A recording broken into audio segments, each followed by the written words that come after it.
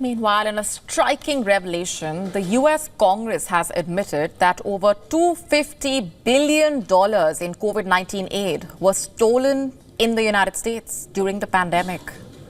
What does that even mean? Who stole all that money? And how did that even happen? According to a report by the US congressman, this was due to fraudulent schemes in government aid payments. Let's just break this down for you. On December 2nd, the Select Subcommittee on the COVID-19 pandemic released a final report after it concluded its 2-year investigation into the COVID-19 pandemic. The report, which has over 500 pages, captures the lessons learned and the path forward.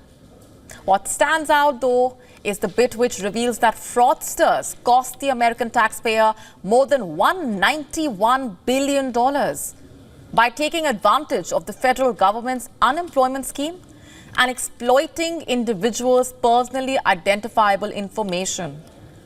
That's not even all. The report reveals that at least $64 billion in US government money was stolen by fraudsters and criminals who took advantage of its Paycheck Protection Program, one that provided Americans with financial assistance in the form of loans that could be forgiven if the funds were used to compensate for the difficulties caused by the pandemic.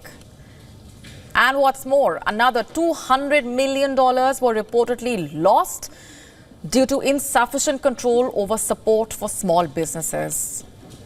All of this is embarrassing, to say the least.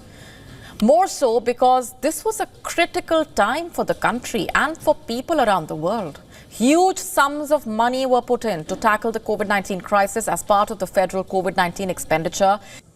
In fact, according to a report, the estimated cumulative financial costs of the COVID-19 pandemic related to the lost output and health reduction, the total cost is estimated at more than $16 trillion, which is roughly 90% of the annual GDP of the United States. To stay up to speed with the latest news, download the WION app and subscribe to our YouTube channel.